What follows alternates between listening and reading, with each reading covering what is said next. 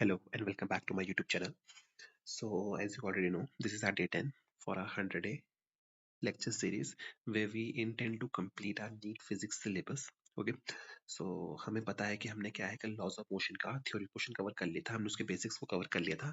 आज हम क्या करने वाले हैं, उसके क्वेश्चंस को सॉल्व करने वाले हैं। हम देखेंगे कि क्वेश्चंस को किस तरह से सॉल्व किया जाए, किस तरह से मैनेज किया जाए। ठीक है, ये प्रैक्टिस सेशन आपके लिए बहुत ज्यादा इंपॉर्टेंट है क्योंकि यहाँ पे वेक्टर्स का बहुत खेल है, तो वेक्टर्स को समझना आपके लिए बहुत जरूरी है। ठीक है, तो अगर आप वेक्टर्स देख के नहीं आए हैं सो आई मैं आपको ये बोलना चाहता हूँ, मैं आपको ये कहना चाहता हूँ कि प्लीज आप एक वेक्टर्स वाला वीडियो जरूर देख के आइएगा यहाँ पे आगे मैनेज करने से पहले। ठीक है, और साथ साथ में मैंने आपको एक बात और कही है कि अभी हम सिर्फ प्रैक्टिस सेशंस पे चल रहे हैं। जैसे ही आपका थ्योरी पोर्शन कवर हो जाएगा within like let's just say during the half cycle of our 100 cycle, तो क्या होता है हम उसके बाद डायरेक्टली एमसीक्यूज पे आएंगे। तो आप घबराइए मत, उसका हमें सिर्फ एमसीक्यूज को ही सॉल्व करना है। ठीक है, तो इस प्रैक्टिस सेशन में जो मैंने क्वेश्चंस उठाए हैं वो आपके एनसीईआरटी से हैं, आईआईटी से हैं, नीट के प्रीवियस क्वेश्चंस हैं। तो आप प्लीज अच्छे से इन क्वेश्चन को सॉल्व कीजिएगा ताकि आपको समझ में आए क्वेश्चन को मैनेज किस तरह से किया जाता है। ठीक है, तो चलिए आज हम पहला क्वेश्चन शुरू करते हैं। ठीक है, चलो शुरू करते हैं। सो ये है हमारे पास पहला क्वेश्चन। ये जो पहला क्वेश्चन है मैं आपको पहले ही बता दूं यहाँ से कि ये क्वेश्चन जो है आपका जेईई मेंस का PYQ है। उसमें क्या था यहाँ पे जो U है वहां पे उसकी U की वैल्यू गिवन थी और साथ में मासेस गिवन थी। यहाँ पे मासेस गिवन नहीं है, प्लस ये आपका NCERT का सॉल्व्ड एग्जांपल है। एनसीईआरटी का ये सॉल्व्ड एग्जांपल है। तो ये क्वेश्चन मैंने डालने का रीजन ही ये था, ये बताने के लिए कि आपको एनसीईआरटी के क्वेश्चंस करना जरूरी क्यों है। ठीक है, तो इस चीज का ध्यान रखिएगा आप। आई होप ये चीज आपको समझ में आएगी। ठीक है, चलिए इस क्वेश्चन को सॉल्व करते हैं। वेक्टर्स का बहुत ध्यान रखना है हमने यहाँ पे। ठीक है, चलिए क्वेश्चन सॉल्व करते हैं। आपको गिवन है 2 identical billion ball strike the rigid wall with the same speed. आपको क्या गिवन है, दोनों की स्पीड क्या है, सेम स्पीड से जाकर टकरा रही है but at different angles. Okay done. And that it reflected without any change in speed. Okay done. हमें निकालनी है direction of force involve to reach wall and the ratio of the magnitude of impulses imparted to the wall. ठीक है, NEET के paper में ये question आपको directly भी देखने को मिल सकता है या इस क्वेश्चन का एक पार्ट आपको पेपर में देखने को मिल सकता है, बट ये बहुत इंपॉर्टेंट क्वेश्चन है। सो इस क्वेश्चन को बहुत ध्यान से कीजिएगा। ठीक है, इसमें आपको बहुत सारे कॉन्सेप्ट्स आपके क्लियर होंगे, तो इस क्वेश्चन को हम इंपॉर्टेंट भी आपके लिए लिख देते हैं। ठीक है, इंपॉर्टेंट क्वेश्चन है। ठीक है, चलिए इस क्वेश्चन को सॉल्व करते हैं। पहले क्वेश्चन की बात करें, अब देखिए वेक्टर्स की बात कर रहे हैं। वेक्टर्स में आपको एक्स एंड वाई एक्सिस भी इस क्वेश्चन में मेंशन्ड है। हम हमारा जो कंसेप्शन होगा, हमारी जो एजम्पशंस होंगी इस क्वेश्चन में, हम ये एज्यूम करके चलेंगे क्योंकि स्पेसिफिकली कुछ भी मेंशन नहीं है।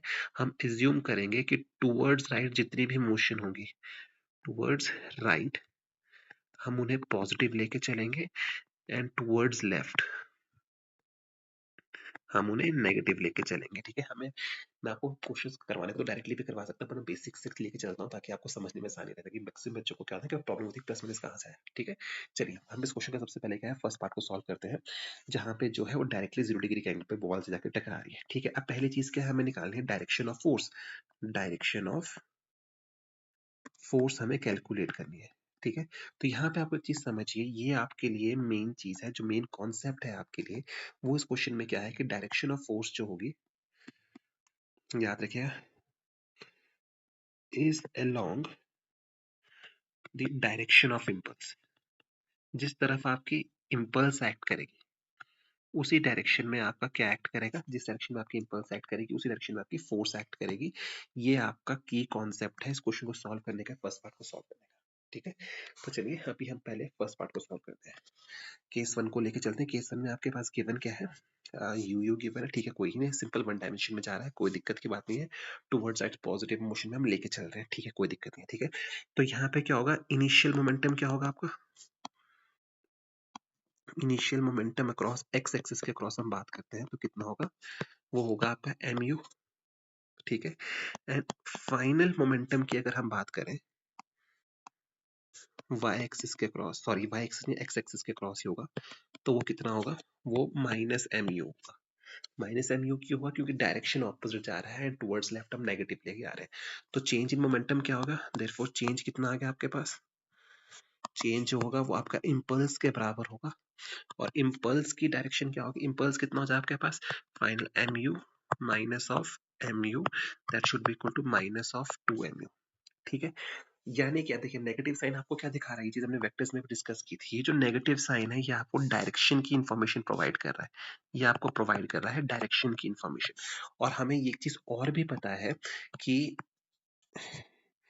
इम्पल्स, इसको मैं जे वेक्टर से लिख सकता हूँ, वो होती है F vector dot delta T vector या चेंज इन टाइम, जो भी आप इसको लिखना चाहे आप लिख सकते हैं।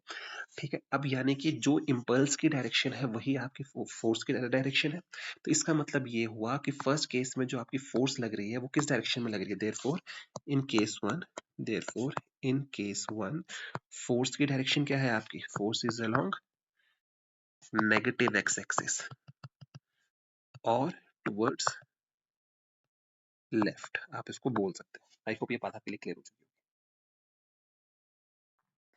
ठीक है, और अगर आपसे पूछे वॉल पे, and therefore and thus the direction of force on wall पूछा है, वो किधर होगी, इसके opposite, will be along positive x axis और टूवर्ड्स राइट। आई होप ये बात आपके लिए क्लियर हो चुकी होगी। हाँ, जो नेगेटिव में आपके वैल्यू आई थी टूवर्ड्स नेगेटिव एक्स एक्सिस, वो है वॉल की वजह से बॉल पे कहाँ पे लग रही है। ठीक है, और ये चीज है आपकी direction of force on the wall will be इतना टुवर्ड्स राइट। आई होप ये पॉइंट आपके लिए क्लियर हो चुका होगा। अब हम चलते हैं इसके क्वेश्चन के सेकंड पार्ट में।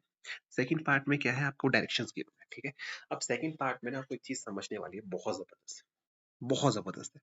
मैक्सिमम बच्चे क्या करेंगे, जिनको वेक्टर्स की नॉलेज नहीं है या जिनके बेसिक कॉन्सेप्ट्स की जिनको नॉलेज नहीं है, वो क्या करेंगे, वो जाके क्या करेंगे, वो यहाँ पे बताता हूँ वो क्या करेंगे। वो क्या करेंगे, उनको अब ये तो पता होगा कि वेक्टर्स को रिजॉल्व करना, देखिए आधी अधूरी नॉलेज कितनी डिफिकल्ट होती है, कितनी खतरनाक होती है। वो क्या करेंगे, वेक्टर्स को रिजॉल्व करना है, तो क्या करेंगे, वो इस वेक्टर्स को रिजॉल्व करेंगे जाके इस पॉइंट पे, वो इस पॉइंट पे जाके रिजॉल्व करेंगे, और जब वो रिजॉल्व करेंगे तो एक कंपोनेंट इसका ऊपर बना देंगे, एक कंपोनेंट उसका यहाँ बना देंगे। अब इसमें भी क्या है, कई लोग तुक्के में क्या करेंगे, क्यों बोलेंगे कि भाई ये एक दूसरे को कैंसिल कर देंगे और क्या होगा, उसकी वजह से ये दो ऐड हो जाएंगे डायरेक्शन लेके, तो वो आंसर सही निकाल देंगे।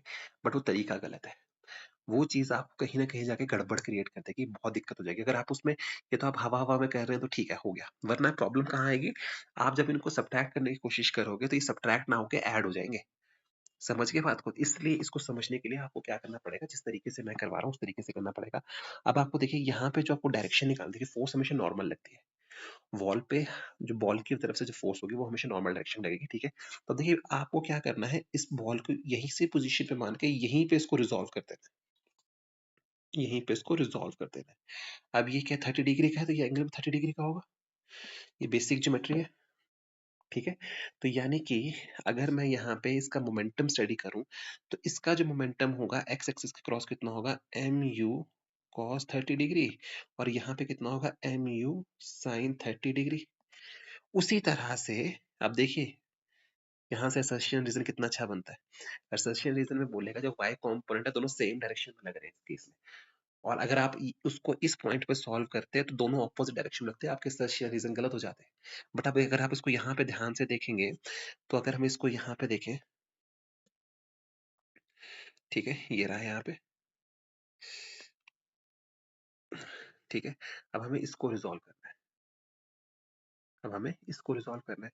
तो अगर हम इसको रिजॉल्व करेंगे तो हम यहाँ पे अगर इस चीज को बहुत अच्छे तरीके से अगर हम इसको देखने की कोशिश करते हैं, तो आपको ये चीज समझ में आएगी कि यहाँ पे जो आपकी थीटा वाले कंपोनेंट्स हैं उसमें भी आपका जो एम यू साइन थीटा है, एम यू साइन थीटा जो है, या 30 डिग्री पे हम लेके चलते हैं, वो भी डाउनवर्ड डायरेक्शन में एक्ट कर रहा है। मगर यहाँ पे जो आपका एम यू कॉस थीटा वाला कंपोनेंट होगा वो कहाँ को एक्ट करेगा, वो इधर को एक्ट करेगा, वो कहाँ को एक्ट करेगा, वो इधर को एक्ट करेगा, m you cos 30 degree. I hope ये पॉइंट आपके लिए क्लियर हुआ होगा। ठीक है, आई होप ये पॉइंट आपके लिए क्लियर हुआ होगा यहाँ पे। ठीक है, तो अब आगे अगर इसको कंटिन्यू करने की कोशिश करें, तो हम एक बात को बहुत अच्छे से नोटिस कर पाते हैं, जानते हो क्या, हम जो बात नोटिस कर पाते हैं वो ये नोटिस कर पाते हैं कि इसका रिजल्टेंट भी हम बना लेते हैं, ठीक है। तो हम ये देख पाते हैं कि सेकंड केस में ना आपके पास दो कंपोनेंट है, along x axis and y axis. तो अगर हम along x axis and along y axis की अगर हम बात करते हैं इस चीज को समझने के लिए, तो आपको मोमेंटम्स की वैल्यू निकलनी पड़ेगी। तो इनिशियल मोमेंटम क्या होगा, पी एक्स के क्रॉस इनिशियल मोमेंटम वो होगा आपका m you cos of 30 degree, and p y initial क्या होगा, वो होगा minus of M u sine 30 degree. ये ऐसा क्यों आया, ऐसा इसलिए आया जिस तरह से हमने टूवर्ड्स राइट और टूवर्ड्स लेफ्ट लिए थे ना, वैसे ही डाउनवर्ड डायरेक्शन में जितने भी होंगे उनको हम क्या लेके चलेंगे, नेगेटिव। और जितने भी अपवर्ड डायरेक्शन में वेक्टर्स होंगे उन्हें हम क्या लेके चलेंगे, पॉजिटिव। समझ गए बात को, क्लियर होगी बात तेजी। उसी तरह से पी एक्स डैश जो फाइनल होगा वो कितना होगा, वो होगा आपका minus of M you cos 30 degree. I hope ये पॉइंट आपने क्लियर हो चुका हो, क्योंकि ऑपोजिट डायरेक्शन में जा रहा है, लेफ्ट की तरफ को जा रहा है। And p y dash final कितना होगा, वो भी क्या होगा आपका minus of M u sine 30 degree. अब मैं इस चीज की बात कर रहा हूँ। अब देखिए, अब आपको मोमेंटम निकालने पड़ेंगे अलग अलग तरीके से, दोनों को अलग अलग ऐड करना पड़ेगा इनिशियल फाइनल में निकाल के, ठीक है। मगर क्या हम इस बात को देख पा रहे हैं, अगर मैं पी वाई के क्रॉस नेट की बात करूं, नेट की बात करूं तो वो हो जाएगा minus of M you of sine 30 degree minus of M you of sine 30 degree. So this will come out to be zero, यानी कि वाई के क्रॉस मोमेंटम क्या होगा, इंपल्स क्या होगा, जीरो। यानी कि वाई के क्रॉस इंपल्स इम्पार्ट नहीं कर रहा है, उसको इम्प्लीमेंटेशन नहीं हो रही है उसकी, कोई उसको इंपल्स इम्पार्ट नहीं कर रहा है वो। तो ये आपका असर्शन एंड रीजन बन जाता है, ये आपका असर्शन एंड रीजन के लिए क्वेश्चन बन जाता है। वहीं पे अगर आप इसको क्या करोगे, एक्स के क्रॉस करोगे, पी एक्स के क्रॉस नेट वैल्यू अगर आप निकालने की कोशिश करोगे तो वो आपकी वैल्यू निकल के आएगी कितनी, minus M you of cos 30 degree minus of M you cos 30 degree. तो that will come out to be minus of 2 mu of cos 30 degree. Negative sign बता रहा है कहाँ को, टुवर्ड्स इधर को, टुवर्ड्स लेफ्ट। मगर हमें वॉल पे निकालनी, तो वॉल पे टुवर्ड्स राइट को आएगी, वॉल में टुवर्ड्स राइट को आएगी और वो आपका आंसर होगा, ठीक है। और अगर आपको रेशियो निकालनी है तो फाइनल अगर रेशियो निकालनी है तो रेशियो कितनी हो जाएगी मोमेंटम की, तो रेशियो हो जाएगी minus of 2 mu over minus of 2 mu cos 30 degree. दोनों की रेशियो निकालनी तो हो जाएगी 2/√3, दैट इज इक्वल टू 1.2 के आसपास इसका आंसर हो जाएगा, 1.2 या हाँ 1.2 आप इसको निकाल सकते हो। आई होप ये पॉइंट क्लियर हुआ होगा आपका, ठीक है। तो ये क्वेश्चन बहुत इंपॉर्टेंट था, जेई का पीवाईक्यू है और एनसीईआरटी का सॉल्व्ड एग्जांपल है। समझ गए बात को, ठीक है। चलिए नेक्स्ट क्वेश्चन पे चलते हैं। नेक्स्ट क्वेश्चन क्या बोल रहा है, a machine gun of mass 10 kilogram fires 30 gram bullets. ठीक है, देखिए क्या गिवन है आपको, गिवन है उसका मास गिवन है 10 kg, 30 ग्राम की बुलेट्स गिवन है, rate of 8 bullet per second, speed भी गिवन है, force required to keep the position. ठीक है, इसमें याद रखिए ये आपका पीवाईक्यू है नीट का, ठीक है। ये क्वेश्चन आपके लिए इंपॉर्टेंट है, ठीक है। तो यहाँ पे आपको चीजें जो गिवन गिवन है पहले वो लिख लेंगे। देखिए आपको गिवन है M2 जो गिवन है कितना 10 kg, mass of machine gun given है आपको 10 kg, बुलेट का मास गिवन है आपको 30 ग्राम्स। अब देखिए हमने स्टार्टिंग में कहा यूनिट्स डिफरेंट है, उसको आपको ग्राम्स में चेंज करना पड़ेगा, किलोग्राम्स में चेंज करने का 30 into 10 raise to power -3 of kilograms हो जाएगा, यहीं पे कर लीजिएगा।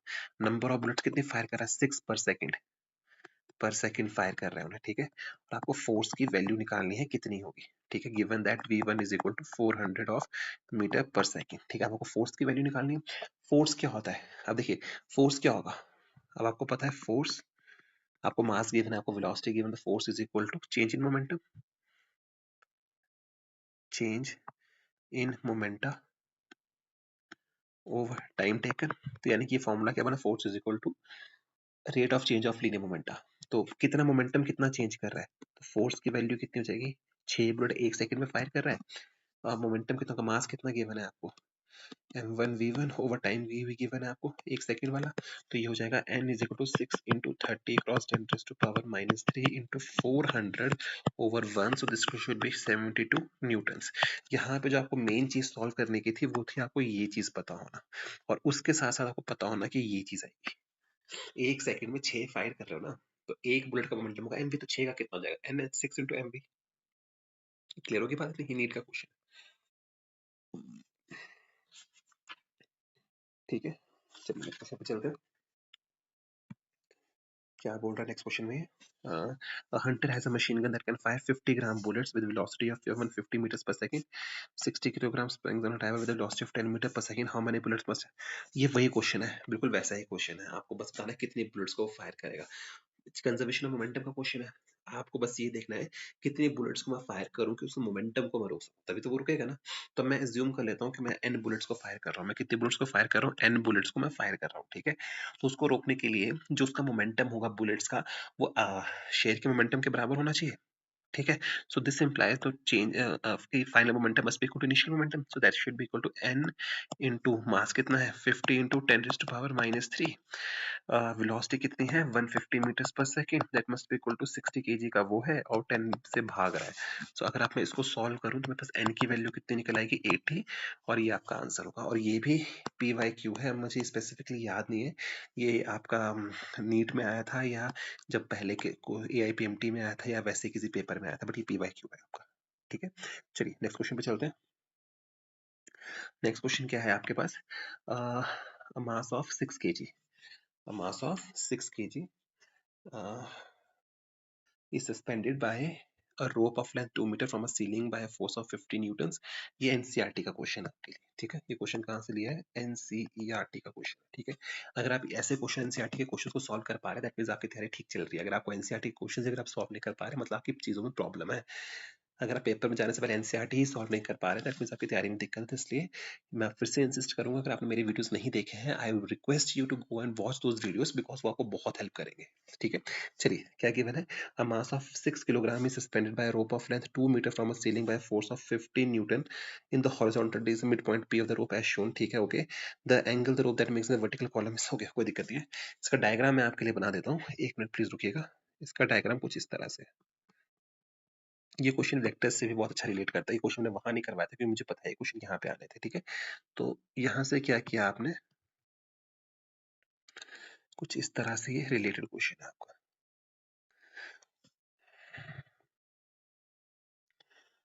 W is equal to 60 Newton given है आपके पास, ठीक है। 6 केजी का मास है तो mg कितना होगा 60 न्यूटन, वो आपके पास आ गया, बिकॉज 6 इंटू 10 आपको गिवन है, 10 मीटर पर सेकंड आपने यूज करना है।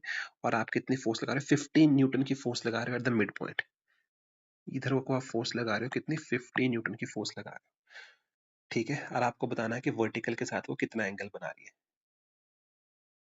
मिक्स विद द वर्टिकल के साथ कितना एंगल वो बना रही है। कोई दिक्कत की बात है, सिंपल क्वेश्चन है।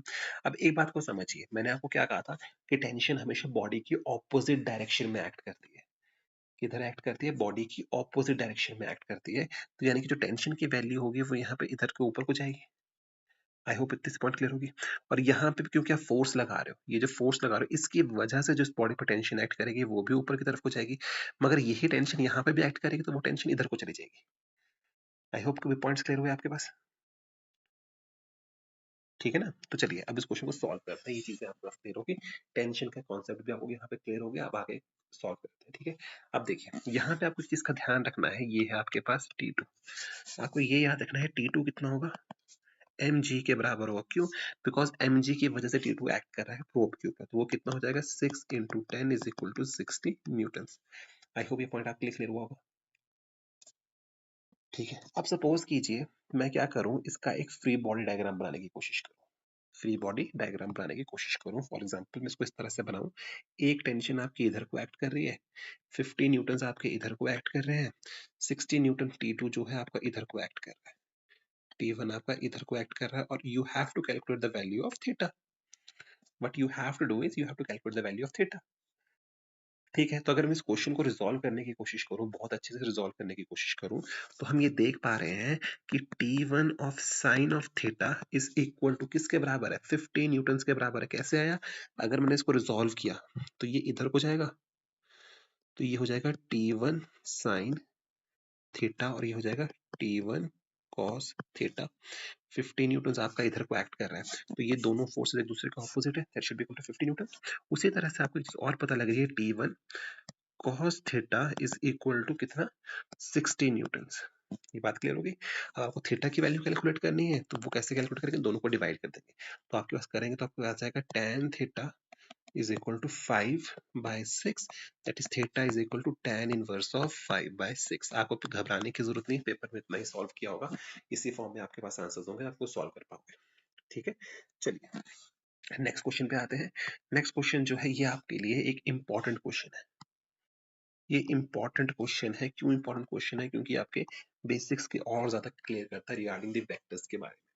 ठीक है, आपको क्या बोल रहा है, इस क्वेश्चन को थोड़ा बड़ा कर देता हूँ ताकि देखने में आसानी रहे। Just a minute. ओके, सी ये क्या कह रहा है इस क्वेश्चन में?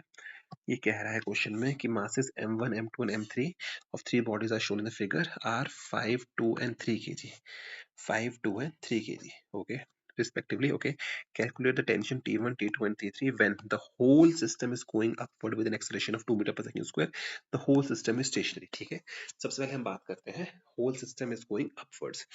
हम यहाँ पे जो है whole system going upwards, ठीक है, हम बात करते हैं पहले केस 1 की। केस 1 की अगर हम बात करते हैं where A is equal to 2 meter per second square upward direction में, upward direction में गिवन है आपके पास। ठीक है, आपको क्या बोल रहा है? आपको T1 T2 the whole system is going upward. ठीक है, T1 T2 और T3 की वैल्यू निकालनी है आपने। कोई डाउट है यहाँ पे? आपको ये चीज बोल रहा हूँ। ठीक है, चलिए इस क्वेश्चन को सॉल्व करते हैं। अब पहले जब हम इस डायग्राम को नोटिस कर पा रहे हैं, अगर हम इस डायग्राम को बहुत ही अच्छे से अगर हम नोटिस करें तो हम एक बात नोटिस कर पा रहे हैं। देखिए, पहली बात तो ये है कि जी की वैल्यू कहाँ को एक्ट करे, जी एक्ट कर रहा है डाउनवर्ड्स को। हमें ये देखना पड़ेगा जी कहाँ को एक्ट कर रहा है, जी की डायरेक्शन है अपवर्ड्स, इधर डाउनवर्ड्स, और एक्सेलरेशन कहाँ को एक्ट कर रही है, ऊपर अपवर्ड्स एक्ट कर रही है। इतना सा पॉइंट क्लियर हुआ? ठीक है, तो ये क्वेश्चन अब हमें सबसे पहले कैलकुलेट करना है T1। सबसे पहले हमने कैलकुलेट करना है T1। अब मैं आपको ना यहाँ पे एक चीज समझाने की कोशिश करता हूँ, इस चीज का बहुत ध्यान रखिएगा। ठीक है, आपको जब भी ऐसे इस तरह के सिस्टम्स अगर आपके पास होने, बहुत इंपॉर्टेंट पॉइंट है, please make sure you here this thing. ठीक है, मैं आपके लिए यहाँ पे कर देता हूँ, इंपॉर्टेंट है ये। इंपॉर्टेंट क्या है? मेरी बात को सुनना है यहाँ पे। इंपॉर्टेंट क्या है? Listen to me. यहाँ पे इस पॉइंट के कंटेक्स्ट में आपको लिखना पड़ेगा, क्योंकि उस पॉइंट को मैं लिख नहीं सकता, लिखने से बेटर है मैं आपको सुन के बताऊं। आप इसे सुनिए, इस बात को क्या कह रहा हूं मैं यहाँ पे, समझिएगा, ये चीज इंपॉर्टेंट है यहाँ पे। देखिए, आपको ये समझना है कि जिस पॉइंट पे आपको टेंशन की वैल्यू निकालनी है, बॉडी ऊपर जब सिस्टम आपका इस तरह से हो, तो जो टेंशन एक्ट करती है वो हमेशा जो पॉइंट जितने मासेस नीचे होते हैं उनकी वजह से एक्ट करती है। फॉर एग्जाम्पल, T1 जो है, अगर आपको T1 कैलकुलेट करो, T1 पे जो T1 की जो वैल्यू होगी उसमें किसका कंट्रीब्यूशन होगा? उसमें M1 का कंट्रीब्यूशन होगा, M2 का कंट्रीब्यूशन होगा, M3 का कंट्रीब्यूशन होगा। समझ गए इतनी सी बात को? और अगर मैं यहीं पे अगर मैं आपसे कहूं कि आपको T2 की वैल्यू निकालनी है, तो T2 की वैल्यू निकालने के लिए मुझे T2 की वैल्यू निकालनी है, तो T2 की वैल्यू निकालने के लिए कंट्रीब्यूशन किसका होगा? जो मासेस उस टेंशन से नीचे है, तो उसमें कंट्रीब्यूशन होगा M2 का और M3 का। क्लियर हो की बात इतनी सी? उसी तरह से अगर मैं आपको बोलूं कि आपको कंट्रीब्यूशन निकालना है, T3 की वैल्यू निकालनी है यहाँ पे, तो कंट्रीब्यूशन किसका होगा? M3 का, सिर्फ M3। जब T3 निकालना तो हमें सिर्फ M3 को इंक्लूड करना है। आई होप ये पॉइंट्स आपके लिए क्लियर हुए होंगे। ठीक है, नहीं हुए तो प्लीज वीडियो को थोड़ा सा बैक कीजिए, बट मैं स्टिल एक रेफरेंस देता हूँ। जिस पॉइंट पे आपने टेंशन निकालनी होती है, टेंशन की वैल्यू पे, वहां पे उस पॉइंट से नीचे जितने भी मासेस होते हैं वो इफेक्ट डालते हैं, ऊपर वाले मासेस को कुछ लेना देना नहीं है। अगर आपको ये कॉन्सेप्ट पता है, क्वेश्चन बहुत आसानी से निकल जाएगा। ठीक है, वो दूसरी तरह से, और एक चीज और, आपको ये बिल्कुल लिफ्ट वाला क्वेश्चन है कि नीचे को जा रही है मगर लिफ्ट यहाँ ऊपर को एक्सेलरेट करे, तो यानी कि मासेस क्या करते हैं? इंक्रीज कर जाते हैं। From the concept of lift हमें ये पता है कि जो आर की वैल्यू होती है वो कितना होता है? M of g plus a when moving upwards, when moving upwards. ठीक है, तो यहाँ पे आर कितना है? टी के टी निकालना है, therefore T1 will be equal to, अब T1 निकालना तो मैंने क्या कहा, मासेस जितने भी उसके नीचे होंगे सब इंक्लूड होंगे, तो उसमें आ जाएगा आपका M1 plus M2 plus M3 into g plus a, into g plus a. अगर मैं इसको सॉल्व करूं, 5 2 3 5 3 8 2 10 और 11, ये हो जाएगा 118 न्यूटन। क्लियर होगी बात? सिमिलरली अगर मुझे T2 निकालना है, T2 निकालने के लिए मुझे जो नीचे वाले मासेस हैं उनको इंक्लूड करना पड़ेगा, that should be equal to M2 plus M3 into M2 plus M3 into g plus है, so that should be equal to कितना, वो हो जाएगा आपका 59 न्यूटन्स। एंड T3 कितना हो जाएगा, M3 इंटू जी प्लस ए, वो कितना हो जाएगा आपका 35.4 न्यूटन्स। आई होप ये पॉइंट्स क्लियर हो गए होंगे। ठीक है, केस टू क्या है, जब वो स्टेशनरी है। केस टू क्या है आपके पास, व्हेन स्टेशनरी। केस टू क्या है आपके पास, when a is equal to 0। कोई दिक्कत की बात नहीं है, वही कॉन्सेप्ट चलेंगे, बस अब ए की जगह पे हम 0 पुट कर देंगे। तो T1 की वैल्यू कितनी हो जाएगी आपके पास, M1 plus M2 plus M3 into a, sorry g, a तो 0 है आपका, so it should be 98 newtons. T2 will be equal to M2 plus M3 into G, कितना हो जाएगा 49 न्यूटन्स। एंड T3 कितना हो जाएगा आपका M3 into G, that should be equal to 29.4 Newton's. I hope ये पॉइंट्स आपके लिए क्लियर हुए होंगे। ये क्वेश्चन अच्छा क्वेश्चन है, तो इस क्वेश्चन को अच्छे से समझिएगा फिर कीजिएगा, ये इंपॉर्टेंट क्वेश्चन है आपके लिए। ठीक है, पेपर में क्वेश्चन आ सकता है आपके लिए। चलिए नेक्स्ट क्वेश्चन पे चलते हैं। देखिए, what is the tension on the rod of length L and mass M at a distance y? At a distance y from F1 of the rod is acted upon by two unequal forces F1 and F2. F2 is less than F1. देखिए, question ये बहुत अच्छा question है, बहुत easy question है, but ये बहुत important question भी है। ये क्वेश्चन आपका नीट का है, ये PYQ भी है, ये आपका PYQ भी है। ठीक है, इसमें आपको चीज याद रखनी है, ये क्वेश्चन किसी डिफरेंट फॉर्म में भी आ सकता है। वो बोल देगा कि भाई मास पर यूनिट लेंथ के बेसिस पे आपको क्वेश्चन निकालने को दे सकता है, तो बहुत ही अच्छा क्वेश्चन है। ठीक है, आप समझिए इस क्वेश्चन को करने का तरीका क्या, आपको पहले बात ये समझनी पड़ेगी। देखिए, आपको क्या बोल रहा है, पहले क्वेश्चन को समझना पड़ेगा। ठीक है, क्वेश्चन में क्या बोल रहा है कि आपको पास इन्होंने ये डायग्राम बना के दिए है, आपको बोल रहा है कि ये इस तरह से क्या है, एक रॉड पड़ी है लेंथ L की, जिसका मास है M। ठीक है, और आपने रैंडमली एक पॉइंट चूज किया Y from point F1। Y choose किया है आपने F1 से। ठीक है, और उस Y पॉइंट पे दो फोर्सेस एक्ट कर रही हैं, F2 एंड F1, और इस तरह से एक्ट कर रही हैं कि F2 is greater than, sorry, F2 is less than F1, such that F2 is less than F2 is less than F1। ठीक है, तो पहली चीज तो आपको ये समझ आ गई, F2 being F2 is F less than F1, तो यानी कि बॉडी आपकी मूव करेगी टुवर्ड्स राइट, यानी कि F1 का मैग्नीट्यूड आपका ज्यादा होगा। ये बात आपके लिए क्लियर होगी। आई होप ये पॉइंट आपके लिए क्लियर हो गया। साथ में आपको एक पॉइंट और यहाँ पे क्लियर करता है कि नेट फोर्स, एक मिनट प्लीज इसको मैं हाईलाइट कर दूं, ये इंपॉर्टेंट है आपके लिए। इसी तरह से आपको यहाँ पे लगता है कि नेट फोर्स कितनी एक्ट कर रही है बॉडी पे। नेट फोर्स जो आपकी बॉडी पे एक्ट कर रही है, वो मान लेते हैं उसको F, that should be equal to F1 minus F2। ये बात क्लियर हुई, ये अब नेट फोर्स बॉडी पे एक्ट कर रही है। ठीक है, देयरफॉर पहली चीज, एक्सेलरेशन कितनी होगी बॉडी की, एक्सेलरेशन देखिए, नेट फोर्स कितनी एक्ट कर रही है, F1 minus F2 over capital M। एक क्वेश्चन आपका पेपर के लिए बन गया ये। अभी आपको ये इजी लग रहा होगा, बस पेपर में ऑप्शंस के साथ ये चीजें आएंगी, घबरा जाएंगे, इसलिए हर स्टेप को अच्छे से करते चलिए। ये आ गया पहली चीज, ये आपका एक्सेलरेशन ऑफ बॉडी। ठीक है, मगर आपको बोल क्या रहा है, आपको निकालनी है tension of the body at point B, हमें उसको कैलकुलेट करना है।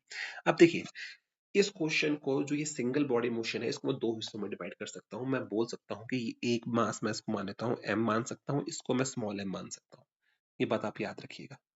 अब क्योंकि हमें ए बी कैलकुलेट करना है, पॉइंट पी पे निकालनी है, और ये टुवर्ड्स F1 होगा, यानी कि नेट फोर्स कहाँ को होगी, टुवर्ड्स राइट होगी, तो यानी कि जो हम मास कैलकुलेट करेंगे, राइट की तरफ से कैलकुलेट करेंगे।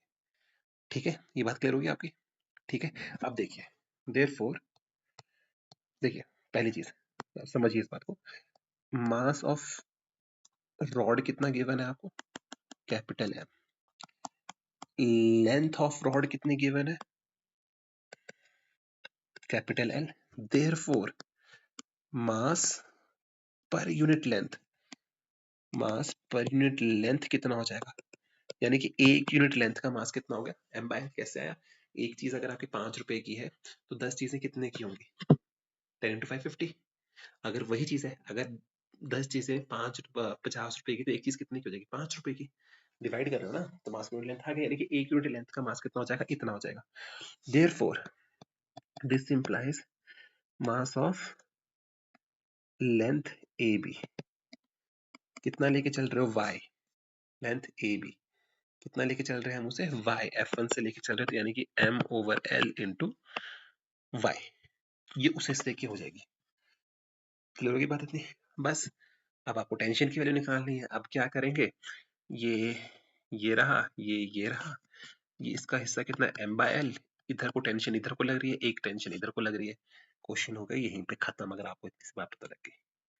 ठीक है, कैसे? देखिए, अगर मैं इस पॉइंट पे जो ये वाला हिस्सा है, अगर मैं इसकी फ्री बॉडी डायग्राम के बेसिस पे अगर इसको डायग्राम को बनाने की कोशिश करूं, तो देखिए F1 कहाँ को एक्ट कर रहा है, इधर को। F1 की वैल्यू ज्यादा है, तो that means F1 minus T, F1 minus T किसके बराबर होगी, m/l, उस हिस्से का mass into acceleration over m। कुछ नहीं कर रहे हैं हम यहाँ पे, इतना बड़े डायग्राम होकर डरना नहीं है। हम बेसिकली मास इनटू एक्सेलरेशन निकाल रहे हैं। पूरा सिस्टम अगर मूव कर रहा है इस एक्सेलरेशन के साथ, यानी कि ये जो हिस्सा है, ये जो हिस्सा है छोटा वाला हिस्सा, ये ए बी वाई लेंथ का, ये भी मूव करेगा ए एक्सेलरेशन के साथ। तो ये अगर ए एक्सेलरेशन से मूव कर रहा है, तो इस हिस्से पे कितनी फोर्सेस लग रही है, F1 इधर को लग रहा है, टी आपकी इधर को लग रही है, एक्सेलरेशन आपकी इधर को लग रही है।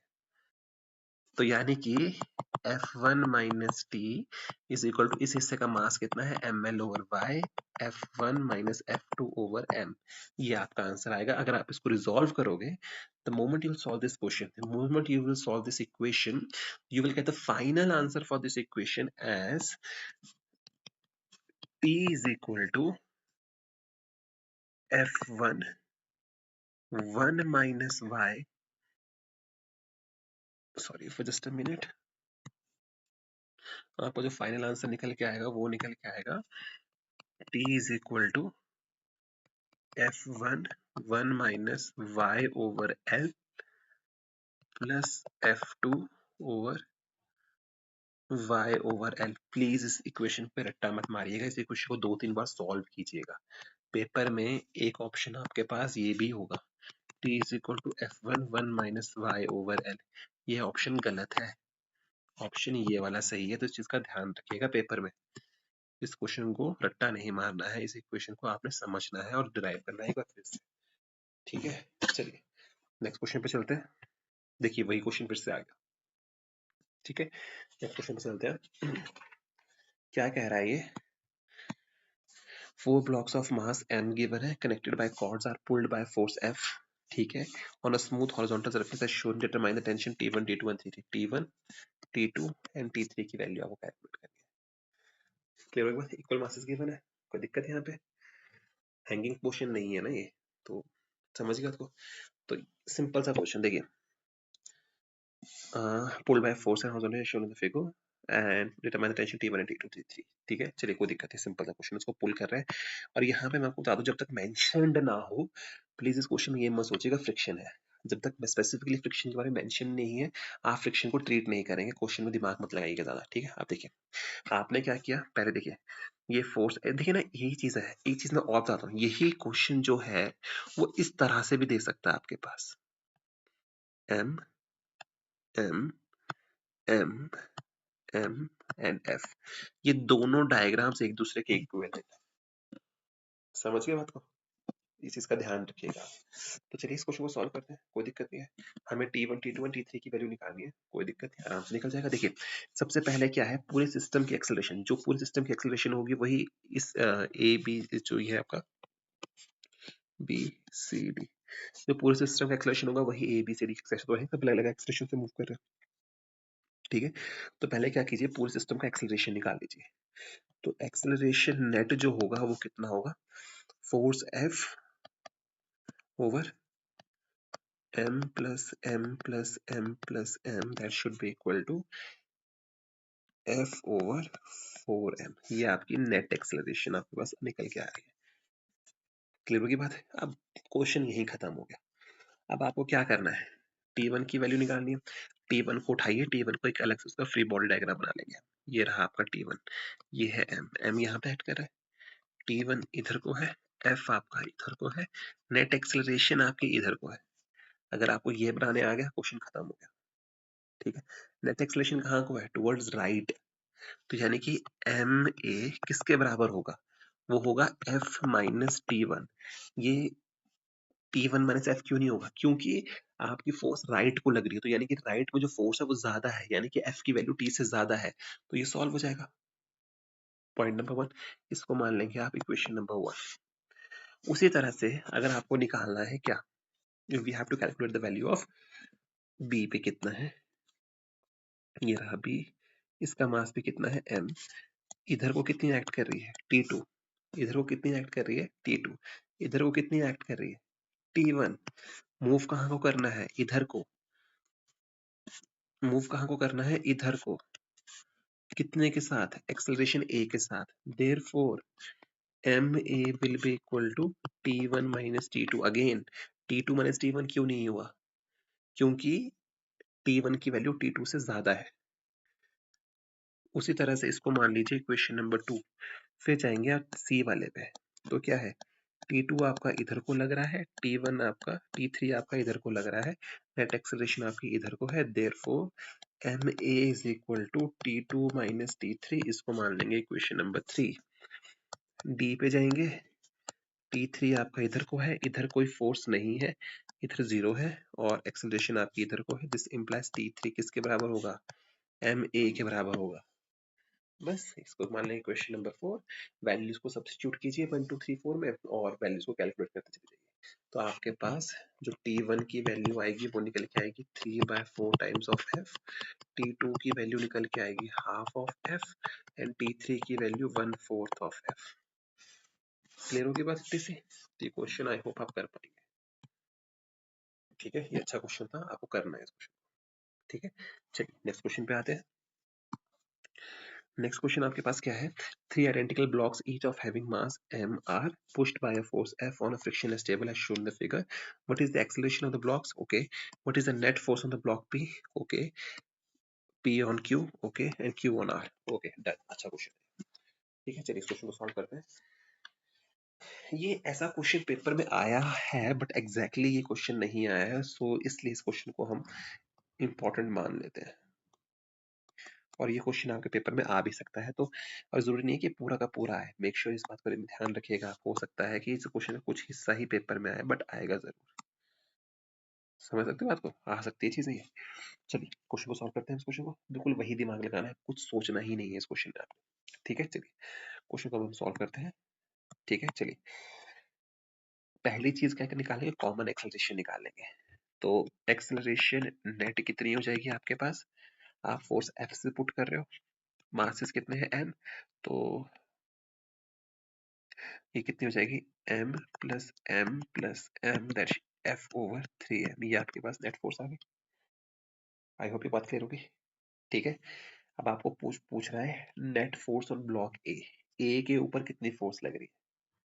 ए के ऊपर कितनी फोर्स लग रही है? तो ये है, sorry, net force on point P पे कितने, पी क्यू आ रहा है ना, तो पी तो इधर को जा रहा है, एफ सारी मोशन ही इधर को है, इसकी मोशन भी इधर को है, एम ए ये भी इधर को मूव कर रहा है, तो कितनी लग रही है इस पे?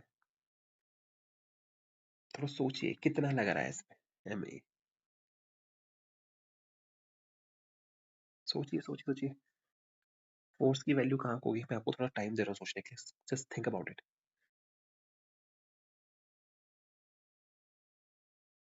बताइए, डिस्कस किया था हमने ऊपर।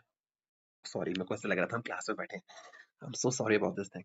मैं आपसे पूछ रहा हूँ, I was expecting an answer, I am so sorry about this thing. Okay, तो देखिए कुछ नहीं है। हमने क्या सीखा था कि जो फोर्स होती है वो इसके पूरे मासेस की वजह से लगेगी, तो is equal to 3m into F over 3m is equal to F. और वैसे भी देख लीजिए, इतना करने की जरूरत भी नहीं है, वैसे भी देख लीजिए, पी पे सिर्फ ए की फोर्स लग रही है, वो कौन सी है? एफ। तो पी पे क्या लगेगी? एफ फोर्स लगेगी। अगेन सेकेंड चीज पे जा रहे हैं, वो है P and Q. P and Q, ठीक है। तो जब पी एंड क्यू के बीच में फोर्स लग रहा था, यानी कि टेक्निकली हम टेंशन पूछ रहे हैं इन दोनों पॉइंट्स के बीच में कितनी है, तो क्या सीखा था? जितने पीछे वाले मासेस होंगे उनकी वजह से होगी, तो ये कितना हो जाएगा? 2m into F over 3m, that should be equal to 2f over 3। Clear होगी बात कितनी? और वैसे ही क्यू और सी के बीच में निकालनी है, बिटवीन क्यू एंड सी। तो कितना है, सिर्फ एक ही मास है, तो m3 into a, so it should be equal to m into f over 3m, that should be equal to f over 3. Question solved. I hope ये पॉइंट क्लियर हो गया होगा आपके, ठीक है ना। चलिए नेक्स्ट क्वेश्चन पे चलते हैं। नेक्स्ट क्वेश्चन क्या है आपका? नेक्स्ट क्वेश्चन आपके लिए है, a stone of mass 5 kilogram falls on the top of a cliff having a height of 50 meter, buries 1 meter in sand, average resistive force offered by the time and time taken to penetrate। देखिए question कोई difficult question नहीं है, this is kind of an easy question, but ये आपको तब तक नहीं कर सकते, आपको बेसिक कॉन्सेप्ट अगर इसमें पता ना हो। देखिए पहली बात, falls from the top of tower, कोई आपको इनिशियल वेलोसिटी गिवन नहीं है, टेक्निकली फ्री फॉल का केस है, तो यानी कि इनिशियल वेलोसिटी कितनी है, जीरो, क्यू की वैल्यू है जीरो, ठीक है।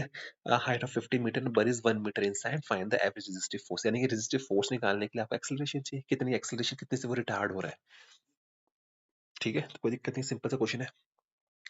हाइट कितनी गिवन है आपका, 50 मीटर्स गिवन है, तो पहले आप देखिए कि 50 मीटर जब वो ट्रेवल किया, तो उस फाइनल मोमेंट पे उसकी वेलोसिटी कितनी थी, तो हम कैसे निकालेंगे, v square minus u square is equal to 2as, तो v is equal to under root of 2gh, g की वैल्यू गिवन है, यहाँ पे नहीं गिवन है, तो लेट्स अज्यूम g as 9.8, तो it should be equal to under root of 980, root 980 metres per second, इसको ऐसे मान के चलेंगे, ठीक है। आप ध्यान से देखिए, हुआ क्या, केस वन में क्या हुआ कि आप 50 मीटर ट्रेवल करके आप यहाँ पहुंच गए, और इस पॉइंट पे आपकी वेलोसिटी कितनी है, under root of 980 metres per second.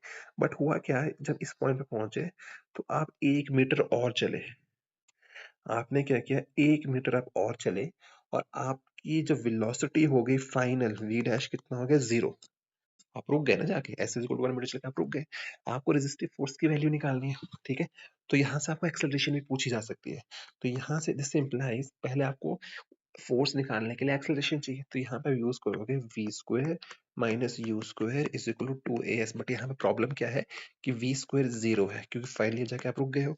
You square कितना हो जाएगा, अंडर रूट ऑफ 980 का स्क्वायर, 2 इंटू एक्सेलरेशन आप ऐसे ही रखोगे, ऐसा आपने ट्रेवल किया 1 मीटर, तो therefore your net acceleration will come out to be minus of 490 meters per second square।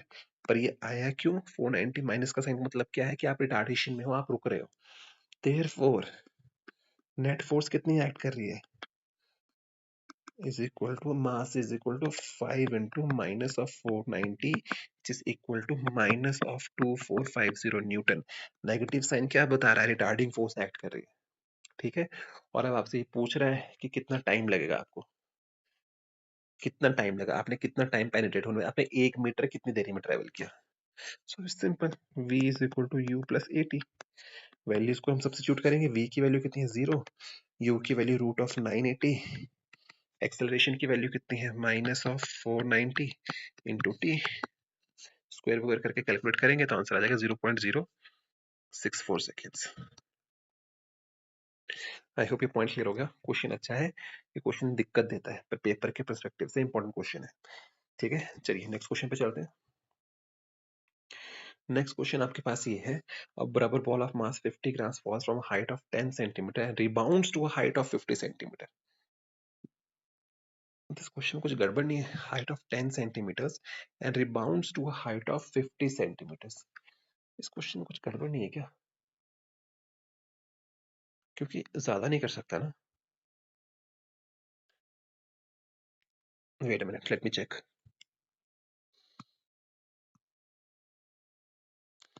ये है आपका, it's not 10 centimetre but rather it's 100 centimetre and rebounds to a height of 50 centimeters।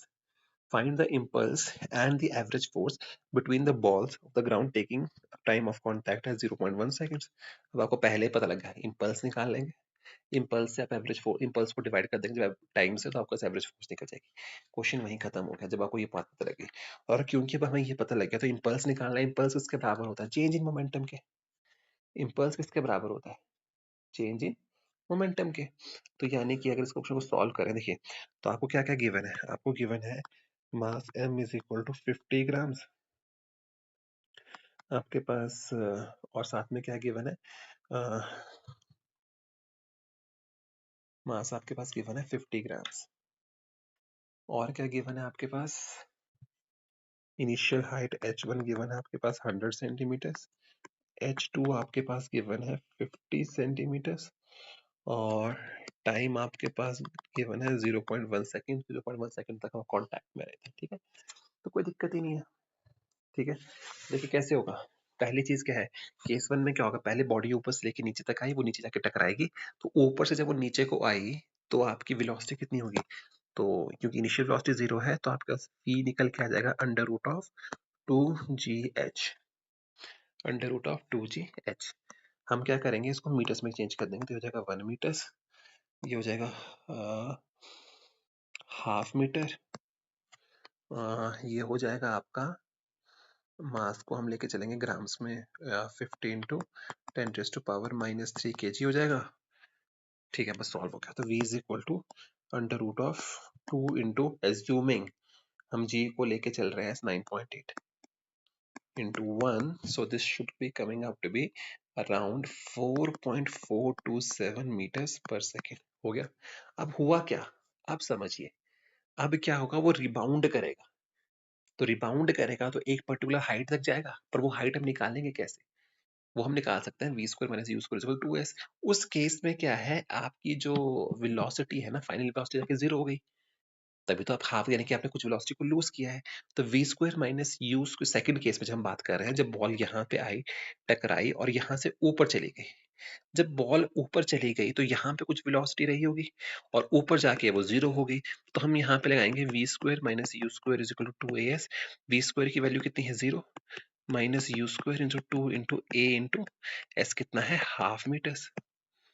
I hope ये point आपके clear होगा, जी हो जाएगा, तो ये आपके पास जो है u की वैल्यू हो जाएगी अंडर रूट ऑफ कितना, 2 into a into half metres, तो यानी कि v2 आपके पास हो जाएगा under root of 2 into g into 1/2, तो it is coming out to be कितना, 3.13 मीटर्स पर सेकेंड।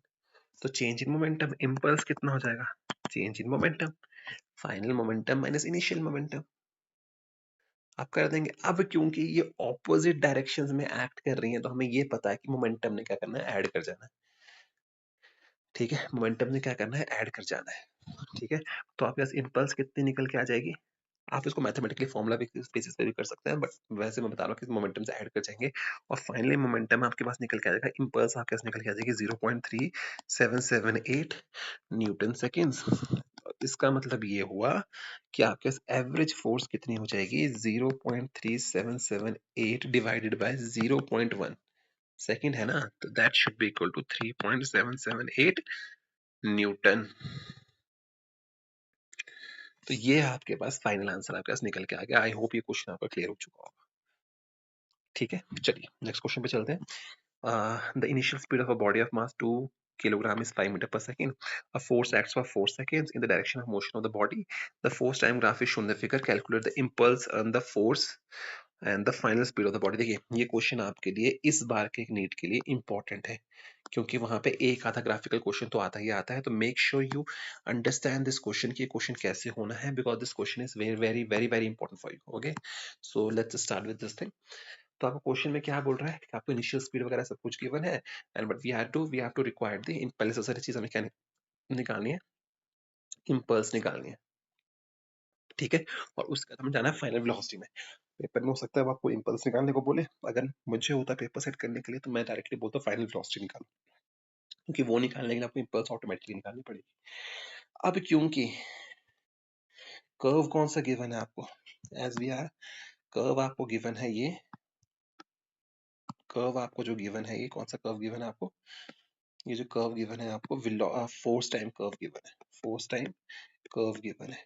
अब हमें पता है area under force time curve हमें क्या देता है, area under force time curve हमें क्या देता है, इम्पल्स। अगर पेपर में कभी भूल जाओ कि क्या देगा, तो आपको कैसे सिखाया था याद करने के लिए कि फोर्स की यूनिट्स क्या होते हैं, फोर्स के यूनिट्स होते हैं न्यूटन, सेकंड के यूनिट्स क्या होते हैं, टाइम के सेकंड, तो न्यूटन सेकंड किसके यूनिट्स हैं? इम्पल्स के। तो यानी कि area under force time curve आपको क्या देगा? इम्पल्स देगा। क्लियर होगी बात इतनी सी? तो बस फिर क्वेश्चन खत्म हो गया। अब इसको निकालने के या तो आप ट्राइंगल लो, इसको लो, अलग से लो, इसको ऐड करो, आंसर निकालो। उससे भी बड़ी सिंपल तरीका क्या है कि आप क्या कर सकते हो, इन दोनों को इकट्ठा ले लो, ये ट्रेपीजियम का एरिया लगाएंगे, ठीक है, ये भी एक ट्रेपीजियम, दो ट्रेपीजियम और एक रेक्टेंगल ले लेंगे, बस क्वेश्चन सॉल्व हो जाएगा। तो जब आप एरिया कैलकुलेट करोगे तो एरिया अंडर कर्व आपके पास निकल के आएगा, एरिया अंडर कर्व आपके पास निकल के आएगा, वो निकल के आएगा अराउंड आपके पास 8.5 न्यूटन सेकेंड्स, 8.5 न्यूटन सेकेंड्स। तो ये आपका आ जाएगा। तो यानी कि अब इम्पल्स आपके पास कितनी है? 8.5 न्यूटन सेकेंड, और किसके बराबर होती है? चेंज इन मोमेंटम के, चेंज इन मोमेंटम के बराबर होती है। तो यहाँ से अगर उसको कैलकुलेट करेंगे v की वैल्यू, तो v की वैल्यू आ जाएगी 9.25 metre per second, because initial value u हमें गिवन है 5 मीटर्स पर सेकंड, और m की वैल्यू कितनी गिवन है? 2 kg। आई होप ये पॉइंट आपके लिए क्लियर हुआ होगा। ठीक है, चलिए नेक्स्ट क्वेश्चन पे चलते हैं।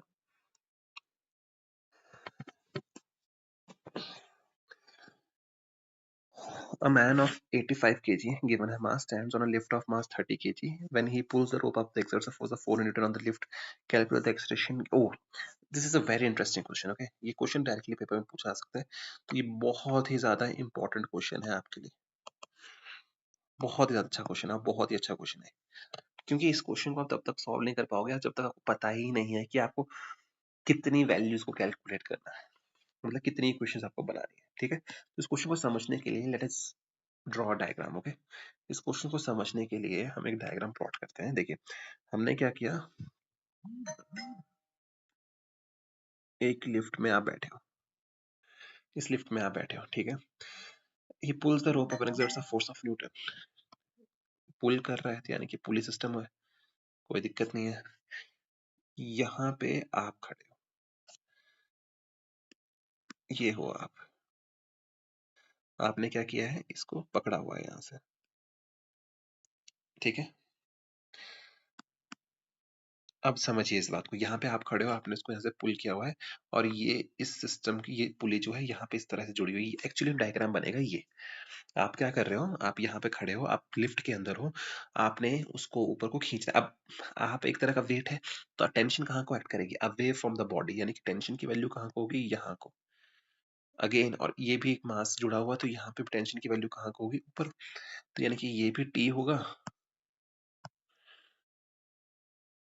ठीक है। तो इसका मतलब क्या हुआ कि आपका ये भी टेंशन टी होगी और ये टेंशन भी आपकी टी होगी। आई होप इतना सा पॉइंट आपके लिए क्लियर हो गया होगा। और आप मूव कर रहे हो एक्सेलरेशन ए के साथ, आप ऊपर मूव कर रहे हो, आपकी एक्सेलरेशन कितनी है ऊपर की तरफ को? ये है आपकी एक्सेलरेशन ए, आप इससे मूव कर रहे हो, and we are required to find this acceleration, कि जब आप इसको ऐसे पुल करोगे तो आप कितनी एक्सेलरेशन से ऊपर को मूव करोगे। And we are also given some equations, some values such as we have been given that mass of the man is around 85 kilograms and the mass of the lift is around 30 kilograms.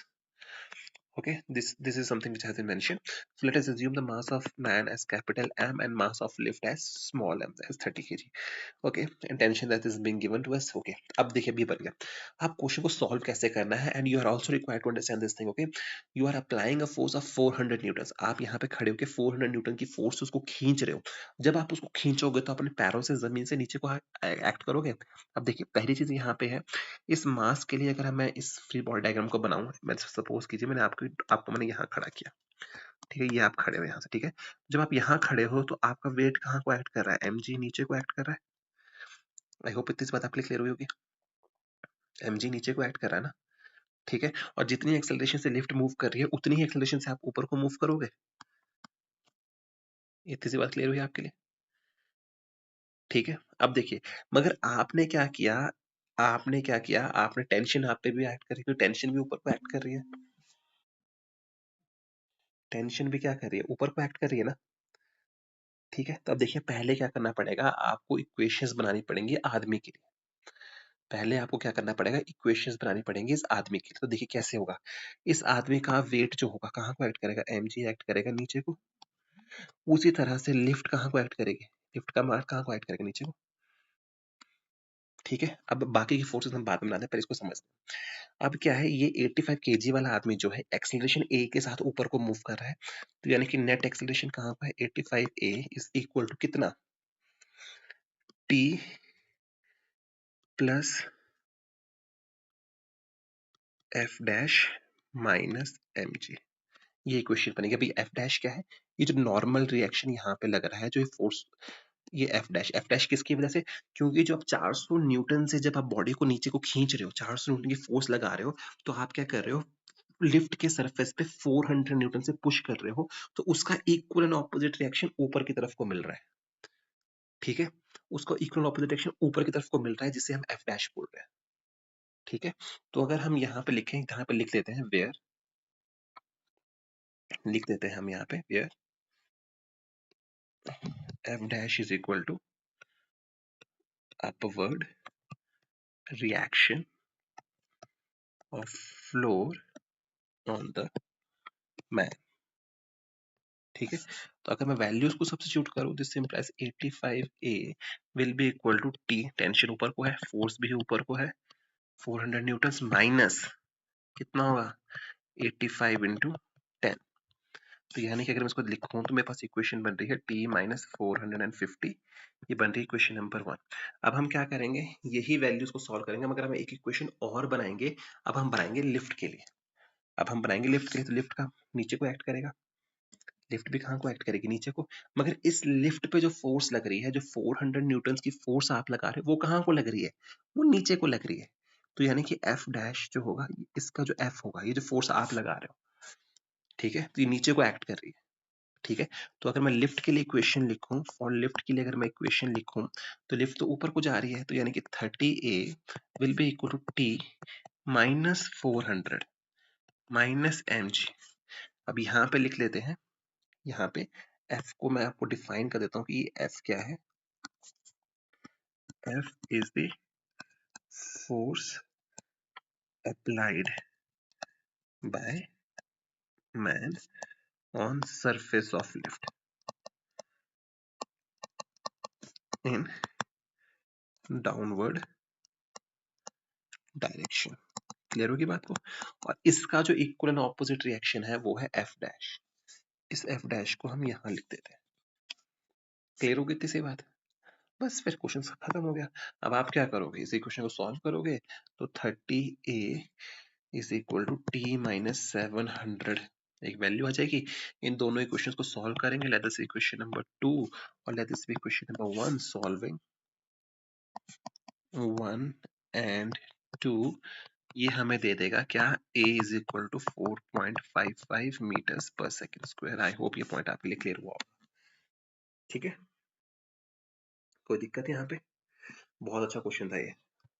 ठीक है, चलिए next question पे चलते हैं।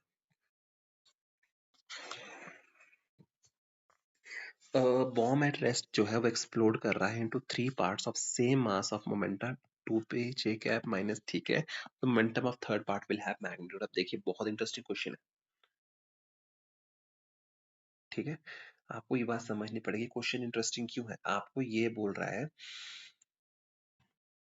A bomb at rest explodes into 3 parts. अब bomb at rest जो है वो क्या कर रहा है, एक्सप्लोड कर रहा है into 3 parts, okay, of same mass, okay done. The linear momentum of the two parts is minus 2pi cap and pj cap. Okay, done. The momentum of the third part will have a magnitude of कितना, okay okay okay okay, वो rest में है, 3 हिस्सों में explode कर रहा है, कोई दिक्कत नहीं है। ठीक है, इस क्वेश्चन को देखिए करने का तरीका क्या है। लेट अस एज्यूम कि m क्या है, मास ऑफ ईच फ्रेगमेंट है, mass of is each fragment है। क्लियर होगी बात में से, ठीक है। Therefore p1 is equal to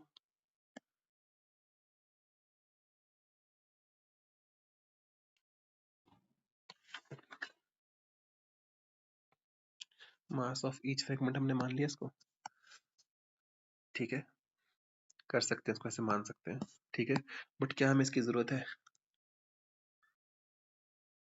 क्या हमें ईच मास ऑफ फ्रेगमेंट की जरूरत है इस क्वेश्चन में, नहीं है। इसके बिना भी हम इस क्वेश्चन को सॉल्व कर सकते हैं। हम इस क्वेश्चन को अननेसेसरीली क्या कर रहे हैं, कॉम्प्लिकेट कर रहे हैं। इस क्वेश्चन को इसके अलावा भी सॉल्व किया जा सकता है, बट पहली चीज आपको ये समझनी पड़ेगी, इंपॉर्टेंट क्वेश्चन है, प्लस पी वाई क्यू है, आई गेस जेई का क्वेश्चन है, ठीक है। गिवन दैट, देखिए P1 वेक्टर आपको कितना गिवन है, -2p आई कैप, डन।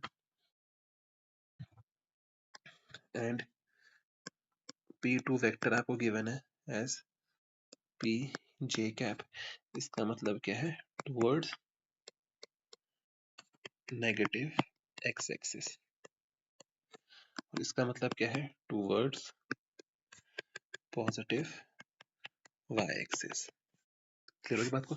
यानी कि अगर मैं इसका प्लॉट करूं तो यानी कि जो वो है इधर को है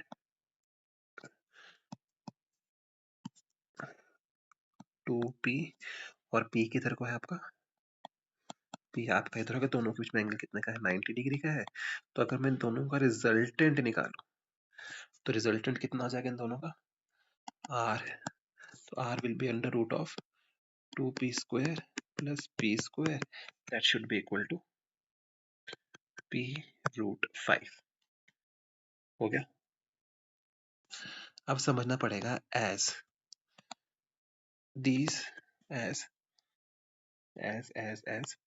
bomb was initially at rest। अब आपको समझना पड़ेगा क्योंकि वो पहले रेस्ट में था।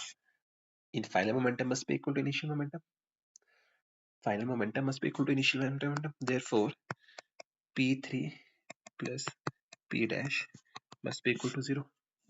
p डैश आपका रिजल्टेंट के बराबर है। क्लियर होगी बात को? Therefore p3 vector is equal to minus of p dash vector, that is equal to p root 5 minus of p root 5। I hope ये पॉइंट क्लियर हो गया आपके लिए, ठीक है। तो यानी कि ये वैल्यू आपके पास आंसर में निकल के आएगी। इस क्वेश्चन में ना आपको सिर्फ कंजर्वेशन ऑफ मोमेंटम का ध्यान रखना है। फाइनल इनिशियल मोमेंटम आपका क्या है, 0। फाइनल मोमेंटम कितना होगा, तीनों का सम, तीनों के सम में दो तो एक दूसरे के 90 डिग्री पे है, तो 90 डिग्री मतलब उसका रिजल्टेंट निकाल लेंगे, वो रिजल्टेंट प्लस तीसरे का sum is equal to 0। Question solve हो गया, ठीक है। चलिए नेक्स्ट क्वेश्चन पे चलते हैं। नेक्स्ट क्वेश्चन क्या है आपके पास, two bodies of mass 50 kg and 150 kg are tied by a light string and placed on a frictionless horizontal surface. When m1 is pulled by a force acceleration that produces both bodies, calculate the velocity of f and tension in string 1। देखिए बहुत अच्छा question है। ये question आपको solve करने के लिए पहले आपको डायग्राम प्लॉट करना पड़ेगा, ठीक है।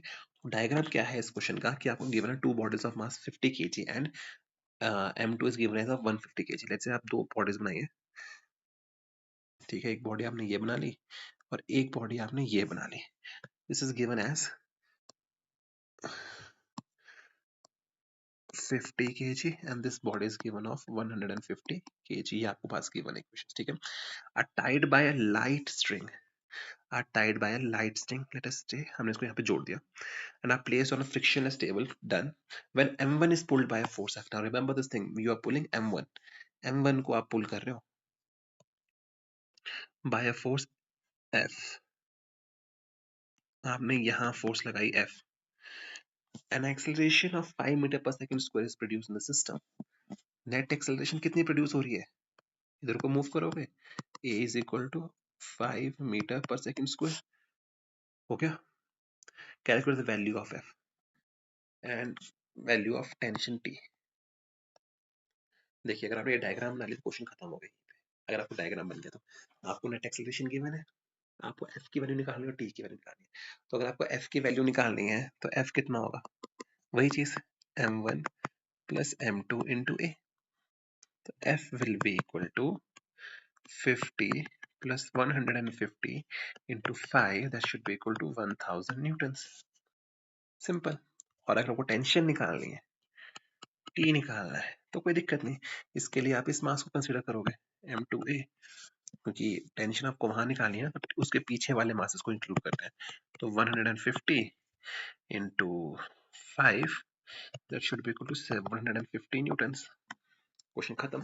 ये क्वेश्चन आप तब तक नहीं कर सकते थे जब तक आपको ये डायग्राम बनाना नहीं आता, प्लस आपको ये नहीं पता होता कि अगर टेंशन की जो वैल्यू निकालते हैं जब इस तरह का सिस्टम होते हैं तो हम उसमें जो पीछे वाले मासेस होते हैं जहां पे टेंशन निकालने उनको इंक्लूड करते हैं। तब तक आप इस क्वेश्चन को सॉल्व नहीं कर सकते थे। ठीक है, चलिए नेक्स्ट क्वेश्चन में चलते हैं। A particle of mass 10 grams is इतना ऑफ मास, ठीक है कोई दिक्कत नहीं है। If it starts from the rest यानी कि u इज इक्वल टू कितना है 0, but would be the position at the end of time. बहुत सिंपल क्वेश्चन है, position at the end of time t निकालनी है। Position at the end of time t निकालना है, फोर्स की value आपको गिवन है, फोर्स की वैल्यू गिवन है तो आप एक्सेलरेशन निकाल लीजिए पहले। बट ट्रिक यहाँ पे ये है कि आपको एक्सेलरेशन अलग अलग पॉइंट पे निकालनी पड़ेगी। मतलब एक डेट फोर्स क्या है आपके पास, फोर्स की वैल्यू आपके पास गिवन है 10 I cap plus 5 J cap newton, यानी कि F की वैल्यू गिवन है आपके पास F X I cap plus F Y J cap. This implies F X की वैल्यू कितनी है 10 और एफ वाई की वैल्यू कितनी है 5। समझ की बात को, तो दिस इंप्लाइज ए एक्स की वैल्यू कितनी हो जाएगी, ए एक्स की वैल्यू कितनी हो जाएगी, वो हो जाएगी f x over m 10 over 10 into 10 raise to power -3। यही होगा ना, तो it should be around 1000 metre per second square. Similarly a y कितना हो जाएगा एफ वाई ओवर एम, ये कितना हो जाएगा आपका 500 metre per second square. Now what we have to do is we have to calculate the value of displacement. ठीक है, डिस्प्लेसमेंट निकालेंगे time t is equal to उतने में। तो उस क्वेश्चन को करने के लिए आप क्या करिए, पहले x की वैल्यू निकाल लीजिए। x is equal to u x t plus half of a x t का होल स्क्वायर। वैल्यूज को सब्स्टिट्यूट करेंगे तो आपके पास वैल्यू कितनी आ जाएगी 12,500 मीटर्स। अब इसमें एक चीज का आपको ध्यान रखना है, क्या यू एक्स की वैल्यू कितनी होगी 0, क्यों आप इनिशियल पोजीशन जो आपको स्टार्ट करो u की वैल्यू 0 है, which is equal to u x I cap plus u y J cap, दोनों कॉम्पोनेंट 0 है। उसी तरह से y is equal to u y t plus half of a y of t का square, तो वो कंपोनेंट 0 है तो y की वैल्यू आपके पास कैलकुलेशंस करोगे तो आप कहते हैं कि 6250 मीटर्स। तो यानी कि position at the end of t, यहाँ पे t की वैल्यू 5 पुट करोगे ना, तो यानी कि अब r वेक्टर की वैल्यू का जब आप लिखोगे तो r vector will be equal to 12,500 i cap plus 6250 j cap metres. Clear हो गई इतनी सी बात, ठीक है ना। चलिए नेक्स्ट क्वेश्चन पे चलते हैं। देखिए ये क्वेश्चन जो है ये नीट पीवाईक्यू है, ठीक है, और बहुत अच्छा क्वेश्चन है, बहुत इंटरेस्टिंग क्वेश्चन है आपके लिए। चलिए क्वेश्चन को सॉल्व करते हैं इसको। देखिए क्या बोल रहा है, a balloon of mass m is descending down with an acceleration a। पहले इस डायग्राम को प्लॉट करते हैं। लेट अस सपोज आपको बलून गिवन है, ठीक है, इसका मास कितना है m और ये डिसेंड कर रहा है down with an acceleration a। mg कहाँ को एक्ट कर रहा है, नीचे को। आई होप ये बात क्लियर हो गई, ठीक है। मगर इस पे क्या होता है, जब आप ऊपर से लेके नीचे को आते हैं तो एक एडिशनल फोर्स लगता है बॉयंसी, अपथ्रस्ट जिसको हम बोलते हैं। तो यानी कि वो कहाँ को एक्ट करेगी, एफ ऊपर को। F is nothing but the upthrust, upthrust हम इसको मान लेते हैं। उसी तरह से क्या है, अब ये बोल रहा है कि मैं कितना मास रिमूव करूं इसमें से। जैसे से हमने मास m को रिमूव, इसको कैपिटल M ले लेते हैं और इसको हम स्मॉल m ले लेते हैं। तो यानी कि आ, आ, इसको हम ले लेते हैं, स्मॉल m ले ली ना, small m will be equal to m minus m naught. m naught जो है मास रिमूव्ड है, जिसको हमने रिमूव किया है, कि ये ऊपर जाना शुरू कर दे विद एक्सेलरेशन a, और f ये रहेगी और ये कितना हो जाएगा mg। अगर आपको ये डायग्राम आते हैं आप इस क्वेश्चन को आराम से सॉल्व कर पाओगे। बस अब क्या रहेगा, इक्वेशन ऑफ मोशंस लिखेंगे। तो अगर पहले केस में लिखूं इक्वेशन ऑफ मोशन, आपकी नेट मोशन कहाँ को, नीचे को है। तो यानी कि फर्स्ट इक्वेशन को अगर मैं लिखूं तो that means mg minus f is equal to ma, ये बनेगी आपकी इक्वेशन नंबर 1। उसी तरह से अगर इक्वेशन नंबर 2 लिखूं तो f कहाँ को है, ऊपर को है, तो f minus m naught, f of m minus m naught, यही है ना, क्योंकि f ज्यादा है, m minus m naught into G यहाँ आ जाएगा, is equal to m minus m naught a। बस ये बन जाएगी आपकी इक्वेशन नंबर 2। अब देखिए पी वाई क्यू है, कितना खतरनाक क्वेश्चन है। आप बस सिंपल कैलकुलेशन है, मैथ्स यूज करेंगे, तो यहाँ से m नॉट की वैल्यू आपके पास निकल के आ जाएगी 2ma over g plus a। ठीक है, ये सेकंड डायग्राम आपके लिए और अच्छे से बना देता हूँ मैं एक बार। तो ये डायग्राम कुछ इस तरह से बनेगा, f ऊपर की तरफ को एक्सेलरेशन ऊपर की तरफ को, mg इधर को, ठीक है। तो ये जो m है, m माइनस m नॉट है, m नॉट जो वो मास जो है इसमें रिमूव किया है। आई होप ये पॉइंट क्लियर हुआ होगा, ठीक है। चलिए नेक्स्ट क्वेश्चन पे आते हैं। This question is your NCERT का क्वेश्चन है। कैसा क्वेश्चन है? यहाँ पर एनसीईआरटी का क्वेश्चन है, तो इसका ध्यान रखिएगा, ठीक है। क्वेश्चन अच्छा क्वेश्चन है।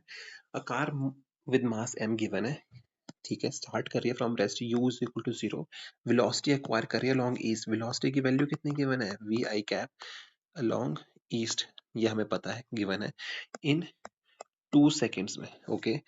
विद यूनिफॉर्म एक्सेलरेशन आपको गिवन है। फोर्स की वैल्यू आपको कैलकुलेट करनी है। देखिए फोर्स निकालिए, फोर्स निकालने के लिए आपको क्या चाहिए? फोर्स निकालने के लिए आपको वेलोसिटी चाहिए, ठीक है। इनिशियल वेलोसिटी कितनी गिवन है? 0।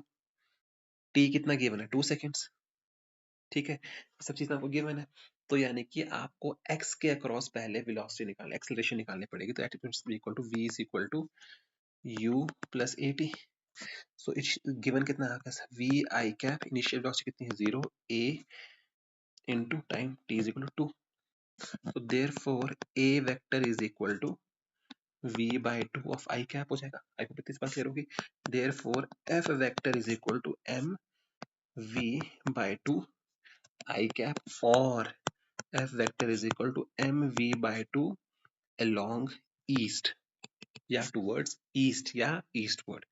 अब ये आपका एनसीईआरटी का क्वेश्चन है। अब इसमें ना मैं एक ट्रिक आपको बता, एक ट्रिक नहीं, एक पॉइंट बाय के शेयर कर देता हूँ। अगर आपकी वेलोसिटी माइनस, जैसे आपकी एक्सेलरेशन नेगेटिव आ जाती है, कुछ ऐसा होता है कि आपकी एक्सेलरेशन नेगेटिव आ जाती है।